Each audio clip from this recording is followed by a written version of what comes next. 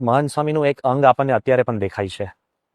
પહેલું તો અભ્યાસ વૃત્તિ. એ જે કોઈ લેખ વાંચે, અમે તો જ્યારે નાના નાના સંતો હતા ને, તો મહાન સ્વામી આખું રીડર્સ ડાયજેસ્ટ વાંચ્યું હોય, તેમાંથી સારો લેખ હોય ને તો તમને માર્ક કરીને મોકલે.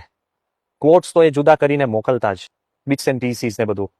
તો એક વસ્તુ આપણને જોવા મળે કે મહાન સ્વામી જે કાંઈ કાર્ય કરે છે ને, એ ખૂબ વિચારપૂર્વક, with great contemplation, and more than that he does it with deep consciousness. પણ તમે જેમ વાત કરી ને કે મહાન સ્વામી કોઈ પણ વસ્તુ હાથમાં હોય, આપ વચનામૃતની વાત કરી, it's a very private incident, અને whether it's appropriate in this forum or not, I don't know, but I personally feel I should share it right now. કે મહાન સ્વામીની પ્રકૃતિ અને વચનામૃત તમે બોલ્યા કે he becomes oblivious of everything. અમે 1986ની અંદર યુરોપની યાત્રામાં નીકળ્યા હતા અક્ષરધામના અભ્યાસ માટે, કે અક્ષરધામ કેવી રીતના કરવું, એક્ઝિબિશન્સ જોવા ને બધું. યુરોપની અંદર આપણી પાસે કોઈ એવા હરિભક્ત નહીં, રહેવાના સ્થાન નહીં. એટલે વી use to stay in let's સે કે આપણે ત્યાં આગળ જે બધા કેમ્પિંગ સાઇટ્સ હોય, તો કેમ્પિંગ સાઇટ્સની અંદર તમે બધા રહેતા હતા. અને તે વખતે વી વર ઇન જર્મની, અને જર્મનીની અંદર અમે કોલોન ગયા હતા અને મ્યુનિક ને બધે. એટલે એક જગ્યાએ જેવા કોલોનની અંદર આપણે ત્યાં આગળ જે પહોંચ્યા હતા, તો ત્યાં ઈશ્વર સ્વામી ને અમે બે બારે પુસ્તક લેવા ગયા.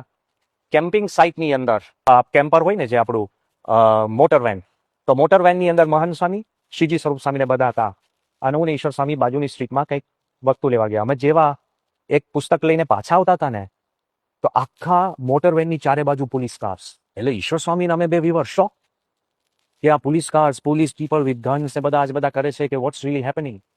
અને જેવા પોલીસ અંદર ગયા, કારણ કે શ્રીજી સ્વરૂપ સ્વામી ખાલી પોતાનો કેમેરાનો લેન્સ બદલવા માટે બારે આમ ફોકસ કરતા હશે, એમાંથી એક વટે માર્ગુ પસાર થયા. એને લાગ્યું કે આ કોઈક વ્યક્તિ ફની ક્લોથ્સની અંદર સામેના બિલ્ડિંગનો ફોટો પાડે છે, અને સામેનો building was the police headquarters. એટલે તો પેલા જઈને ફરિયાદ કરી, અને ફરિયાદ કરી એટલે પોલીસ આવી ગયા બધા. અને અમે જેવા પહોંચ્યા ને આપણે મોટર વેન ગાડી, તો બંદૂક લઈને લોકો ત્યાં અંદર ઘૂસી ગયા હતા જસ્ટ ટુ સ્ટોપ. અને મહાન સ્વામી આરામથી વચનામૃત વાંચતા હતા. સ્વામી એ દ્રશ્ય જે મેં જોયું છે કે Mahant Swami was finishing his Vachanamrut so calmly. There was a complete turmoil and tempest all around. અને પછી શાંતિથી મહાન સ્વામી વચનામૃત બંધ કર્યું, અને પછી મને પૂછ્યું શું ચાલે છે. હવે 1986માં, long before he became the guru, સ્થિતિ એમની તમે જેમ કીધું જે બાળપણની અંદર, એવી તે વખતે અને અત્યારે પણ તમે જે ફોટાની વાત કરી, તે કમ્પ્લીટલી ફોકસ્ડ.